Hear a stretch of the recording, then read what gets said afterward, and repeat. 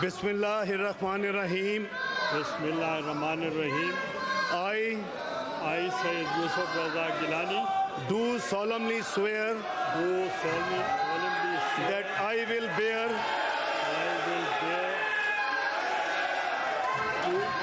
true faith and allegiance to Pakistan, that as chairman of the Senate and whenever I am called upon to act as President of Pakistan, I will discharge my duties and perform my functions honestly, to the best of my ability, faithfully, in accordance with the Constitution of the Islamic Republic of Pakistan, the law, and as chairman of the Senate, in accordance with the rules of the Senate, and always in the interest